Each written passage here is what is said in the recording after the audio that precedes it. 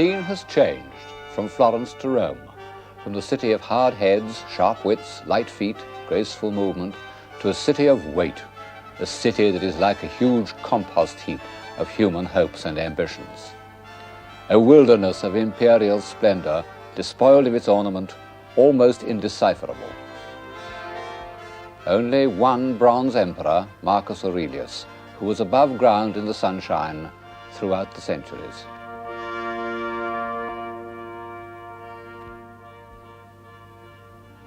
And as you see, the scale has changed.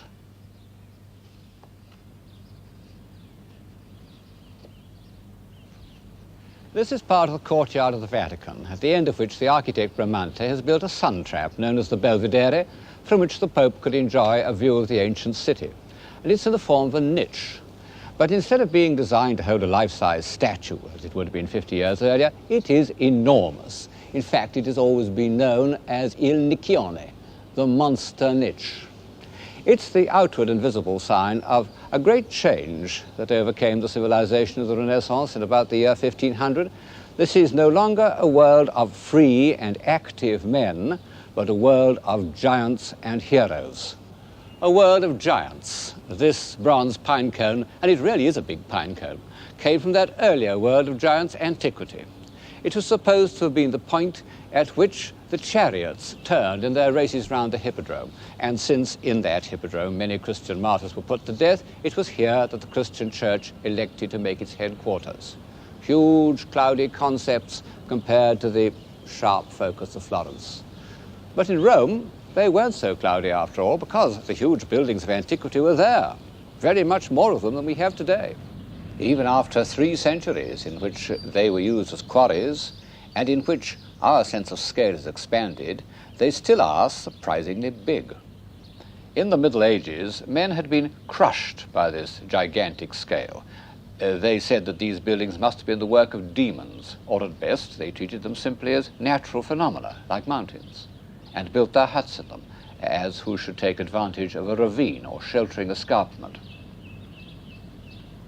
Rome was a city of cowherds and stray goats, in which nothing was built except a few fortified towers from which the ancient families carried out their pointless and interminable feuds. Literally interminable, because they're still quarreling today. But by 1500, the Romans had come to realize that these mountainous ruins had been built by men. The lively, intelligent individuals who created the Renaissance, bursting with vitality and confidence, they weren't in a mood to be crushed by antiquity. They meant to absorb it, to equal it, to master it. They were going to produce their own race of giants and heroes. The scene has changed to Rome also for political reasons. After years of exile and adversity, the sovereign pontiff has returned to his seat of temporal power. Temporal power that meant so much to the popes of the 16th century, but of course are completely abandoned today. Now the Pope is solely a religious leader.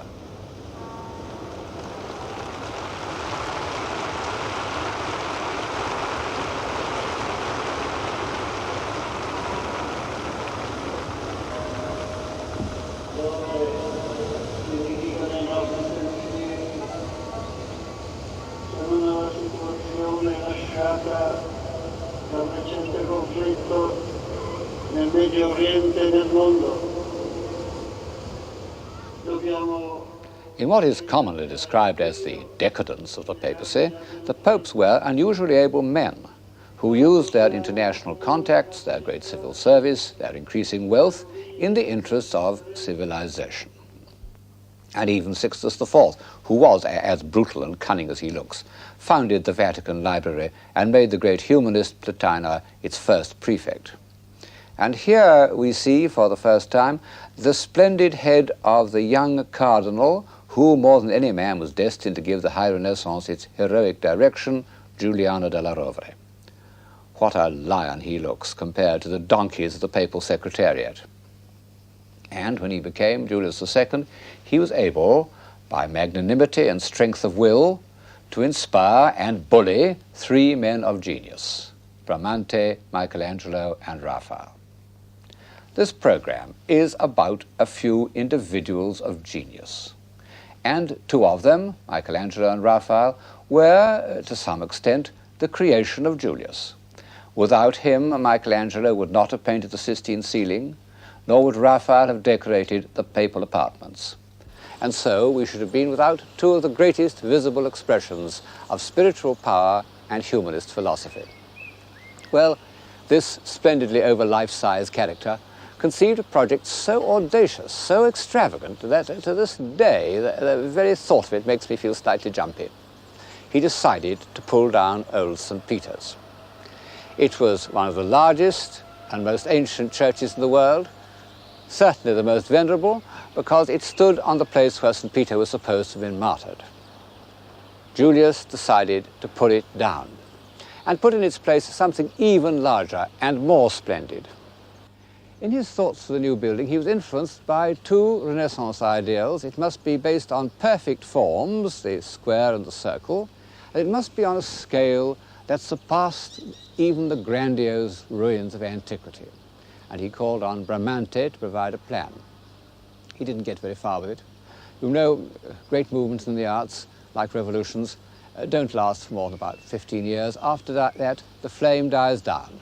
People prefer a cozier glow. Julius II was Pope for only 10 years. St. Peter's wasn't completed till almost a century after his death.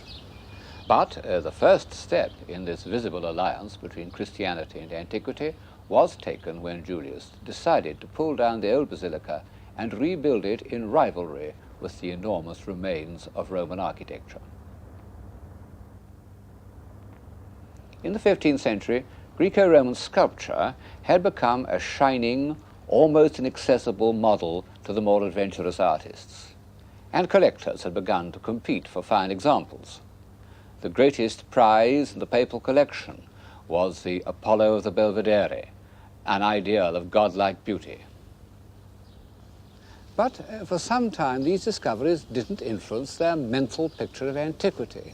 As they read the ancient authors with passionate attention, they wrote to each other in Latin, but although their minds were full of antique literature, their imaginations remained entirely Gothic. When the average painter set out to depict a scene of ancient history or legend, as in this picture of the Rape of Helen, he did so in the costume of his own time, with dainty, fantastical movements which show not the slightest consciousness of the physical weight and the flowing rhythms of antiquity.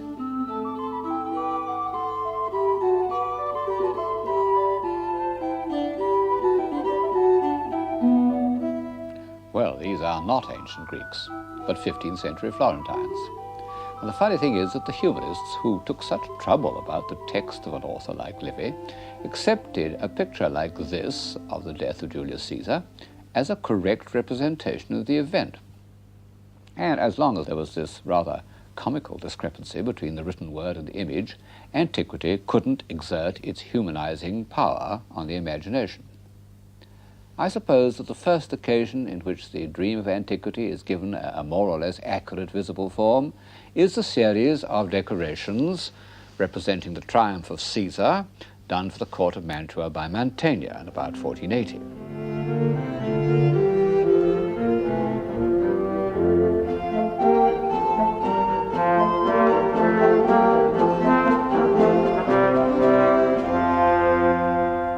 It's a piece of romantic archaeology. Mantegna has rummaged passionately in the ruins of ancient Roman towns to find evidence for the shape of every vase or of a Roman trumpet. But he has subordinated all his antiquarian knowledge to a superb feeling for the drive and discipline of Rome.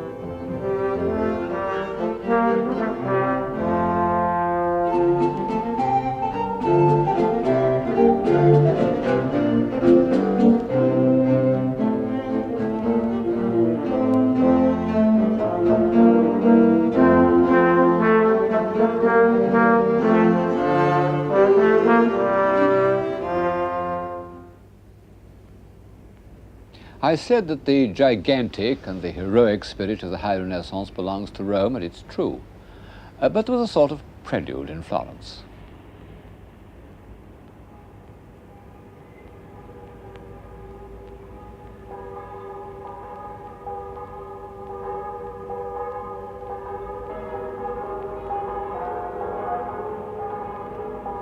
The Medici, who had been the rulers of Florence for the last 60 years, had been kicked out in 1494, and the Florentines had established a republic. They made speeches full of the noble puritanical sentiments which pre-Marxist revolutionaries used to dig up out of Plutarch and Livy, and to symbolize their convictions, they re-erected two statues by Donatello, the Lion of the Republic called the Marzocco, and Judith the Tyrant Slayer, two figures belonging to an earlier period of Florentine liberty. And the city fathers also commissioned various works of art on heroico-patriotic themes, and one of them was a gigantic figure of David, the free, pure-hearted youth who had killed the giant of corruption. And the commission was given to an alarming young man who had just returned from Rome to his native city, Michelangelo. Only 25 years separate this marble hero from the dapper little figure which had been the last word in Medician elegance, the David of Verrocchio, and you see there really has been a turning point in the human spirit. The Verrocchio is light, nimble, smiling, and clothed. The Michelangelo, this is the original, the one you saw on the piazza was a copy, the Michelangelo is vast, defiant, nude. It's rather the same progression that we'll see again in music between Mozart's Figaro and Beethoven's Fidelio.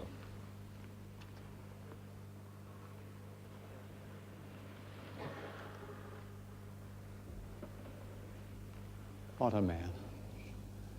Everyone who met Michelangelo recognized that he had an unequaled power of mind and skill of hand.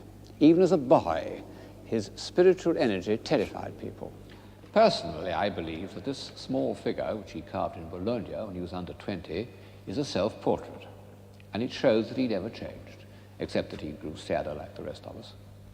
It has the indignant singleness of purpose that alarms ordinary, accommodating citizens. And in a way, his art never changed. This relief of a battle is certainly one of his earliest works, and already one sees the same expressive poses that reappear on the Sistine ceiling, even in the Last Judgment. It's inspired by a Greco-Roman relief.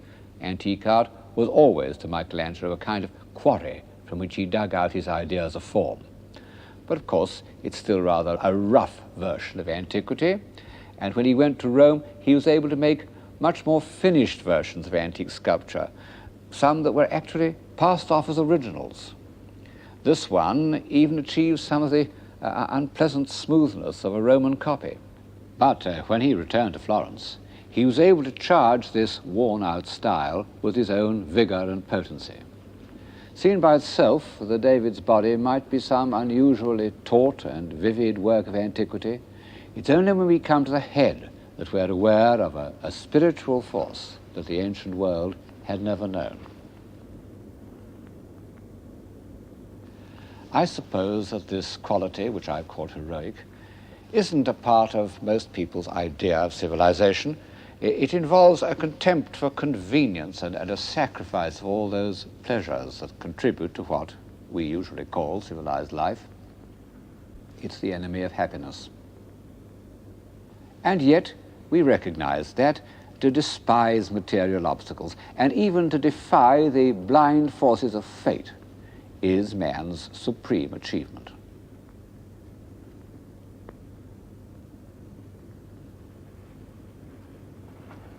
And after all, we see that he's expressed this by the body no less than by the head, by this living cage of ribs, by those tense architectural muscles of the pelvis.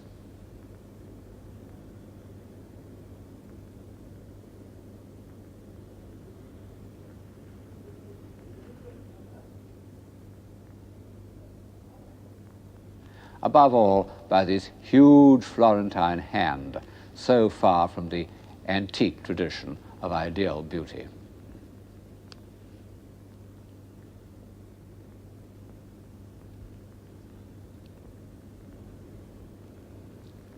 And since, in the end, civilization depends on man extending his powers of mind and spirit to the utmost, we must reckon the appearance of Michelangelo's David as one of the great events in the history of Western man. And this brings us back to Rome and to the terrible Pope. In fact, I'm sitting in the papal garden in the Vatican. Julius II wasn't only ambitious for the Catholic Church, he was ambitious for Julius II. And in his new temple, he planned to erect the most grandiose tomb of any ruler since the time of Hadrian. It was a staggering example of superbia, what we call megalomania. And Michelangelo at that time wasn't without the same characteristic. I needn't go into the question of why the tomb was never built. There was a quarrel. Heroes don't easily tolerate the company of other heroes. Nor does it matter to us what the tomb was going to look like. All that matters is that some of the figures made for it survive, and they are something new to the European spirit, something that neither antiquity nor the great civilizations of India and China had ever dreamt of. As a matter of fact, the two most finished of them were derived from antiques. But Michelangelo has given them a complex inner life that was almost unknown in antiquity. And he has made them convey their emotional conflicts by the action of their bodies. They're conceived as captives, bound captives. One of them struggling to be free from what? From mortality, from the weight of his muscle-bound body, derived, as we know, from a Roman figure of a boxer, and the other sensuously resigned, half in love with easeful death. Michelangelo had in mind a Greek figure of the dying son of Niobe. These two are carved in the round, but the others, assuming they were part of the same set, are unfinished. Their bodies emerge from the marble with the kind of premonitory rumbling that one gets in the Ninth Symphony, and then sink back into it.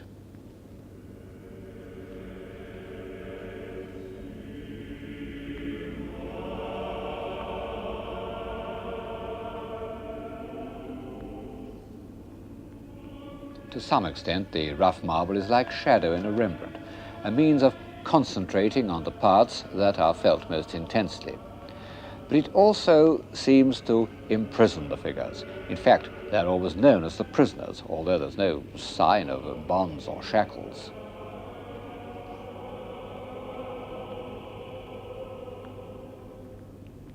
As with the finished captives, one feels that they express Michelangelo's deepest preoccupation, the struggle of the soul to free itself from matter.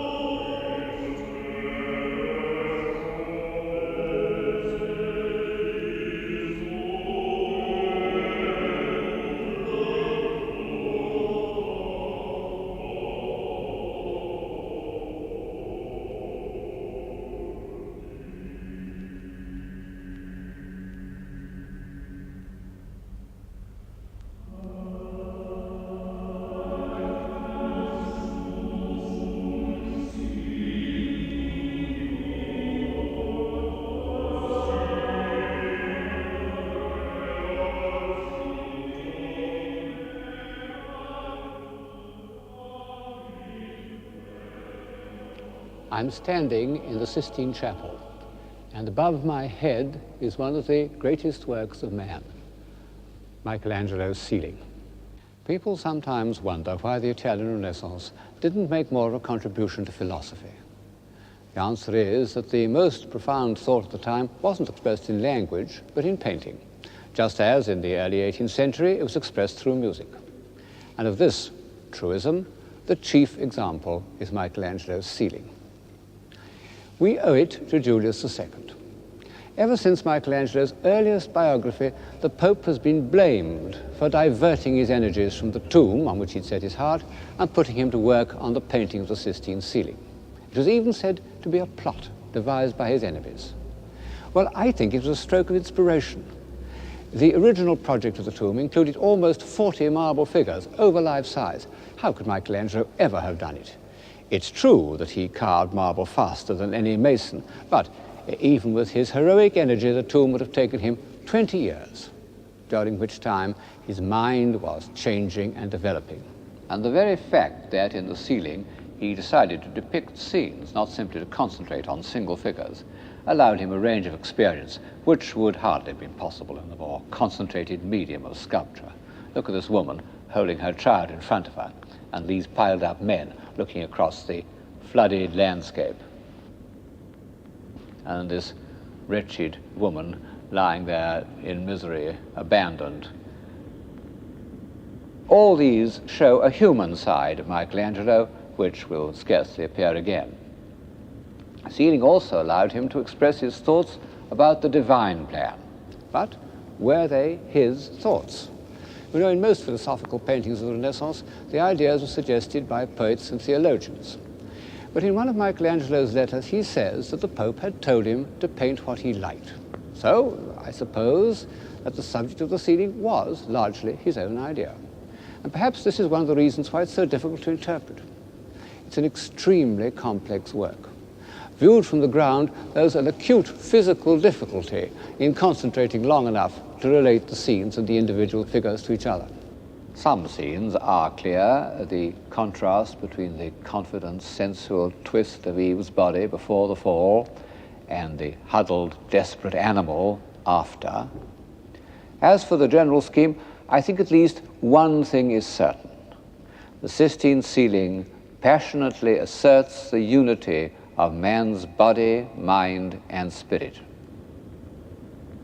You can admire the ceiling from the point of view of the body, as 19th century critics used to do, who looked first at the so-called athletes, or from the point of view of the mind, as one does when one looks at those great embodiments of intellectual energy, the prophets and sibyls.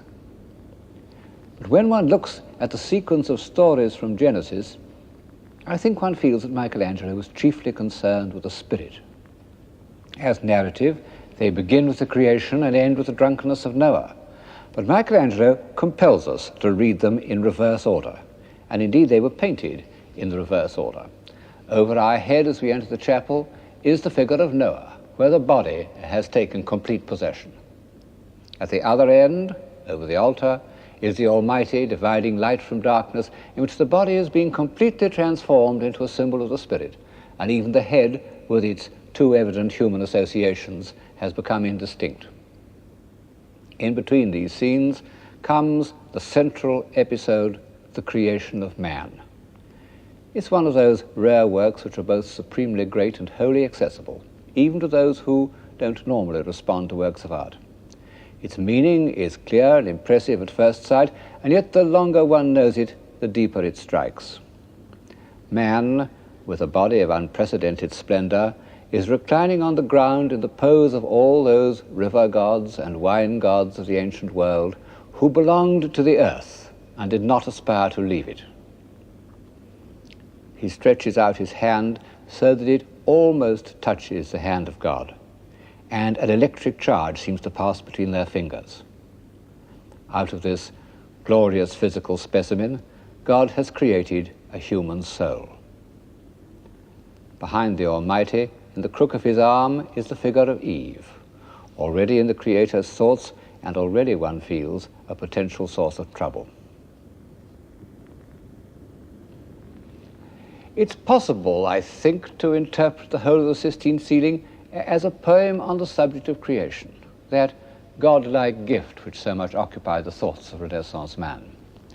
After God has brought Adam to life, come those scenes of the Almighty in the act of creation, which form a sort of crescendo. The movement accelerates from one scene to the next.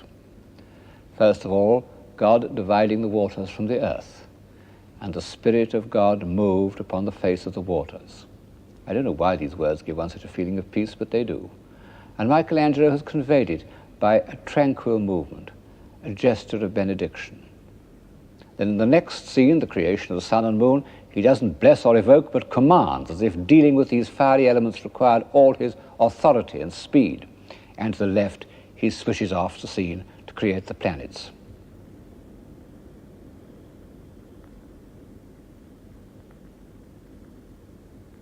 Finally, we're back at the separation of light and darkness. Of the rare attempts of finite man to set down an image of infinite energy, this seems to me the most convincing. One might even say the most realistic, because photographs of the formation of stellar nuclei show very much the same swirling movement. Michelangelo's power of prophetic insight gives one the feeling that he belongs to every epoch, most of all, perhaps, to the epoch of the great Romantics, of which we are still the almost bankrupt heirs. It's the quality that distinguishes him most sharply from his brilliant rival, the second hero of this program, Raphael. Raphael was above all a man of his age. Even in his early work, still painted in the clear, self-contained style of the 15th century, he's begun to absorb and harmonize all that was being felt or thought by the finest spirits of his time. He is the supreme harmonizer. That's why he's out of favor today. One couldn't write a bestseller about Raphael. I suppose one must allow that, as works of art, Raphael's frescoes aren't all that easy to enjoy.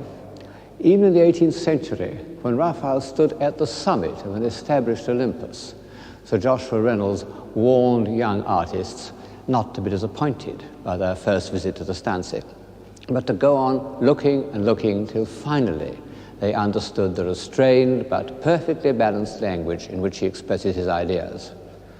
I've tried to follow his advice over the last 40 years, and I promise you, it's been worth the effort. Raphael came from Urbino, where his father was court painter. And it's reasonable to suppose that he was introduced to the papal service by his compatriot, Bramante, who was not only the architect of the new St. Peter's, but seems to have been on relatively intimate terms with Julius II. At the time, Raphael was 27. He'd only once tried his hand at mural painting. He'd shown no evidence at all that he could cope pictorially with great ideas, and yet Julius had the insight to commission this young man to decorate the library and study which was to be the center of the Pope's life, where he was to meditate on theology, decide on action.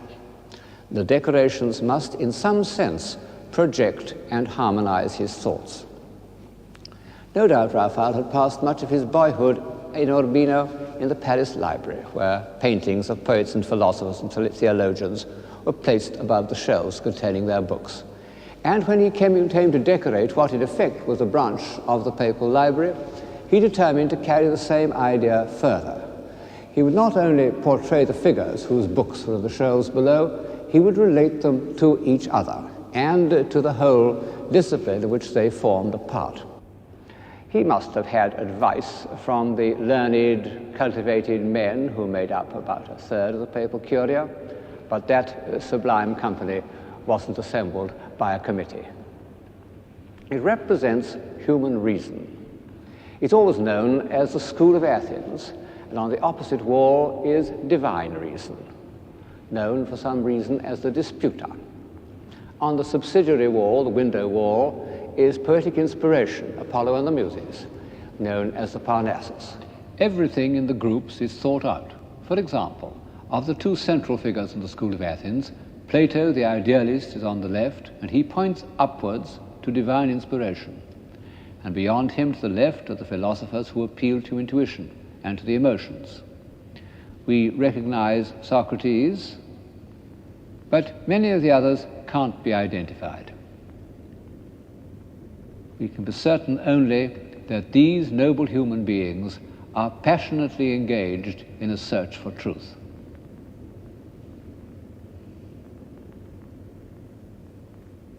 To the right is Aristotle, the man of good sense, holding out a moderating hand, and beside him are the representatives of rational activities, logic, grammar, and geometry.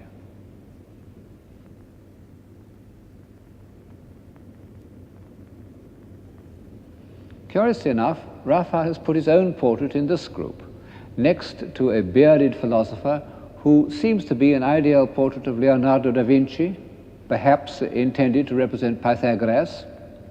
And below them is a group of beautiful young men looking over the shoulder of a bald-headed geometer, Euclid, I suppose. He is certainly a portrait of Bramante. And it's fitting that he should be there because the noble piece of architecture in which these representatives of human reason are assembled must, I think, represent Bramante's dream of the new St. Peter's. Raphael himself was later to become an architect, and a very fine architect.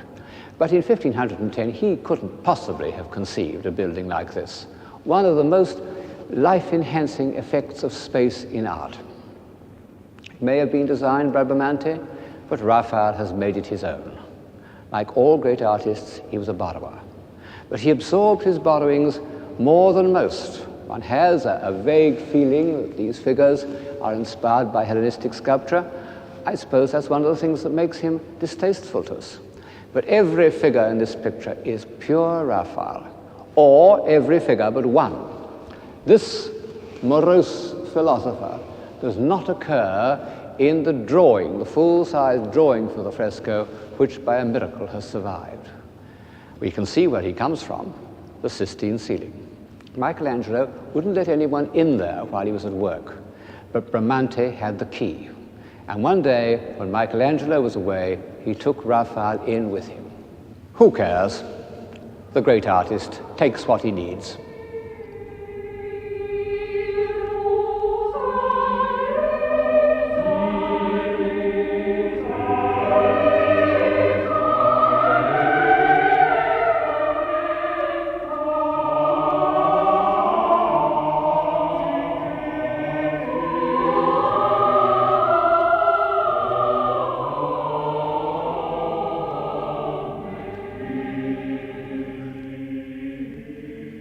While human reason is rooted to the earth, divine wisdom floats in the sky above the heads of those philosophers, theologians, and church fathers who have tried to interpret it.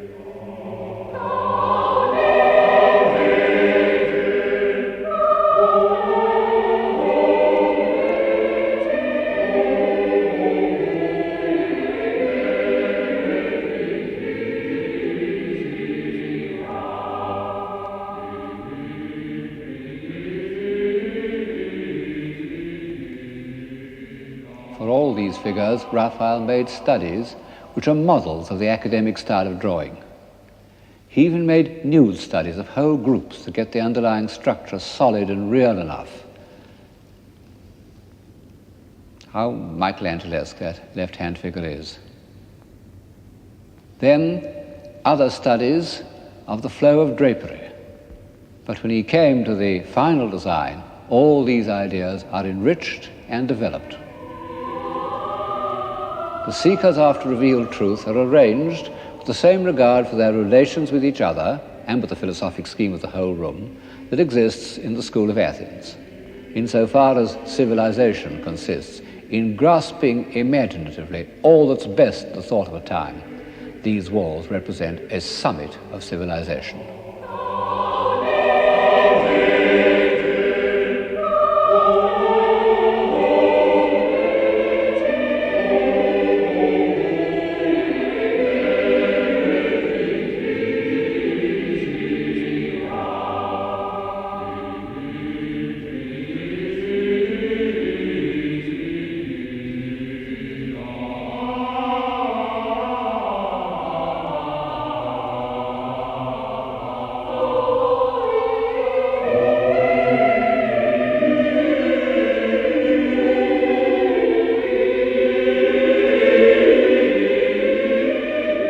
If only we feel Raphael had more often allowed himself this vein of sensuous poetry, which in its way is quite as civilizing as his intellectual abstractions. Michelangelo took no interest in the opposite sex. Leonardo thought of women solely as reproductive mechanisms, but Raphael loved the girls as much as any Venetian. Soon after this portrait was painted, Julius II died, and his successor, Leo X, doesn't look at all like a hero. I suppose Raphael tried to make this portrait as flattering as possible, but what a contrast to the old warrior. Raphael remained on in the papal service and was asked to do everything from the rebuilding of St. Peter's to the decoration of a very pagan bathroom for Cardinal Bibbiena. Of course, he couldn't do it all himself.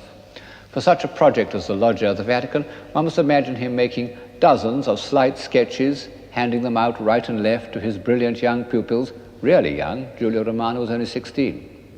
Someone said of Courbet that he produced pictures as an apple tree produces apples. The same is true of Raphael, except that his apples were fruits of the imagination and sometimes achieved such grace and finality that they stamped themselves with the European mind for 300 years. However, one of the commissions of this period had a more questionable influence. This was a series of designs for the tapestries which were to be hung in the Sistine Chapel. With the thought of Michelangelo's ceiling above them, Raphael took a lot of trouble about them, and of course they are masterpieces. Masterpieces of composition in the tradition of the early Florentines, masterpieces of elevated imagination. But their very nobility was dangerous. They are concerned with the lives of the apostles, Peter and Paul. Well, St. Peter was a poor fisherman. Raphael has made him and all his companions uniformly handsome and noble. Where can one find more impressive human types than in the group of apostles who listened to Christ's charge, "Feed my sheep"?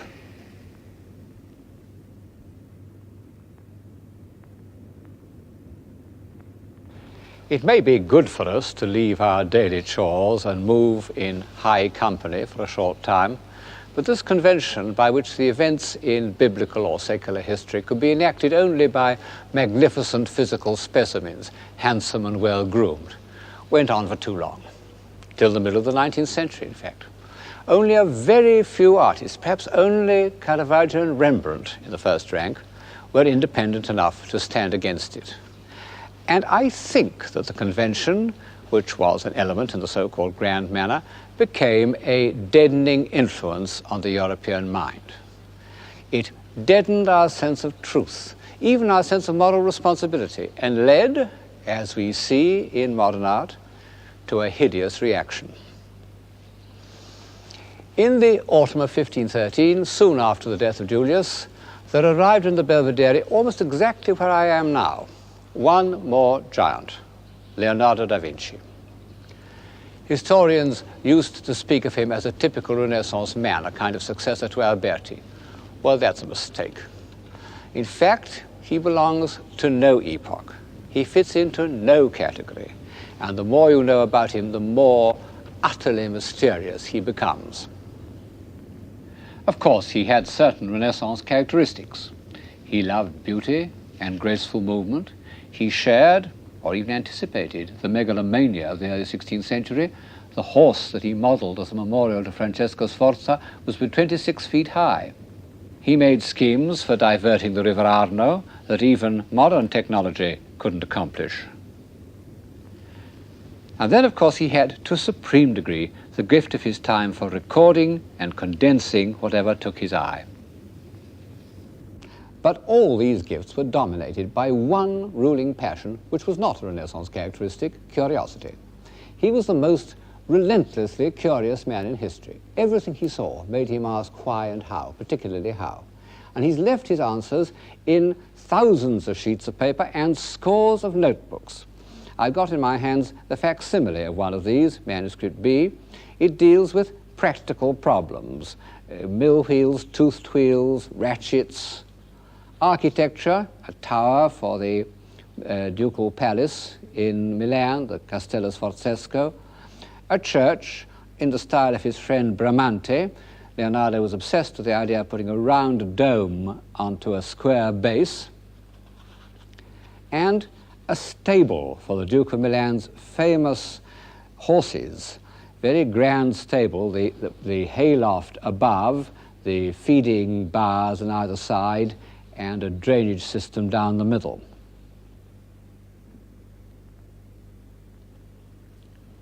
And then the other aspect of Leonardo's mind, his interest in theoretical and mathematical problems.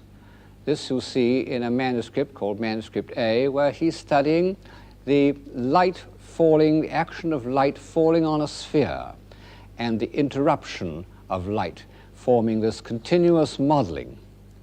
It looks abstract enough, but in fact it was the theoretical study of light falling on a sphere that enabled Leonardo to achieve the incredibly precise, scientifically precise, continuous modeling of the head of the Mona Lisa.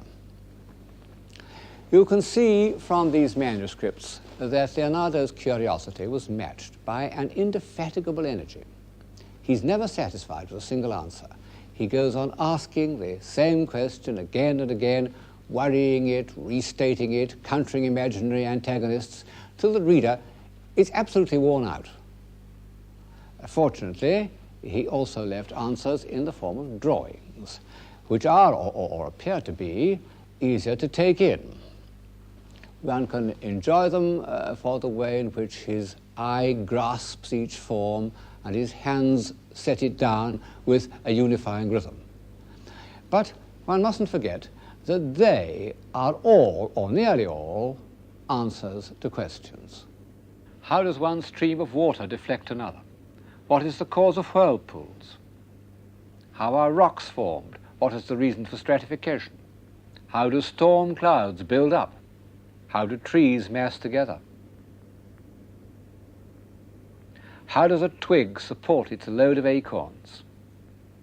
How do blackberries mass on a branch? Why do the leaves of a Star of Bethlehem resemble the movement of water?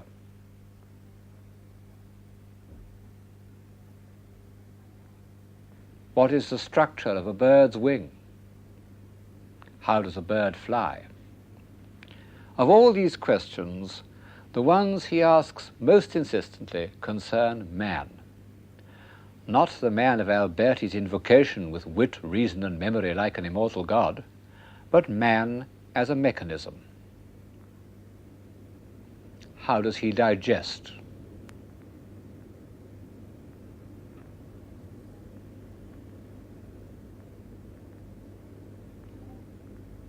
How does the heart pump blood?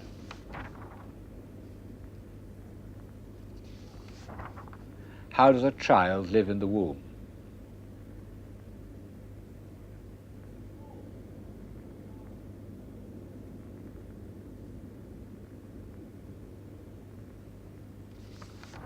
How does he speak? Is it by using his throat muscles or his tongue? And finally, why does he die of old age?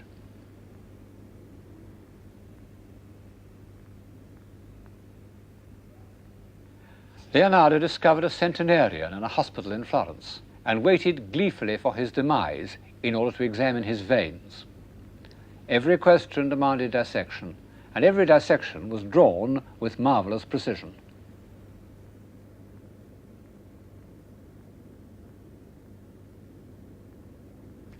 And at the end, what does he find? That man, although remarkable as a mechanism, is not at all like an immortal god. He's not only cruel and superstitious, but feeble. If Michelangelo's defiance of fate was heroic, there is something almost more magnificent in the way that Leonardo, that great hero of the intellect, confronts the inexplicable, ungovernable forces of nature. And it was in Rome, in the very year that Raphael was celebrating the godlike human intellect, that Leonardo used his scientific knowledge of the movement of water to express his feelings of human insignificance. The painstaking way in which he depicts these disasters shows a strange mixture of relish and tragic indignation.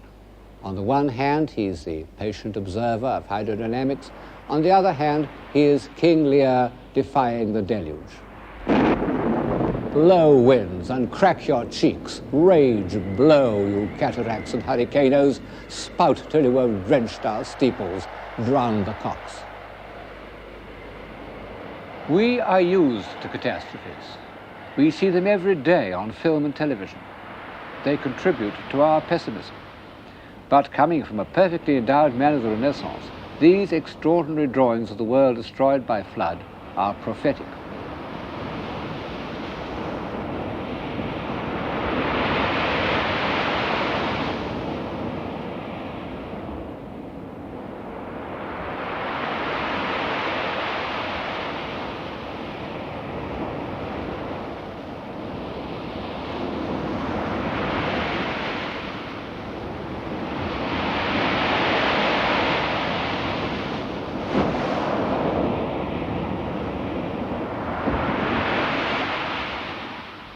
The golden moment was almost over.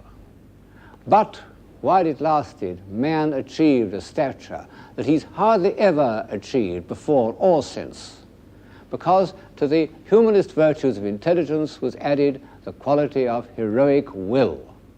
For a few years it seemed that there was nothing which the human mind couldn't master and harmonize.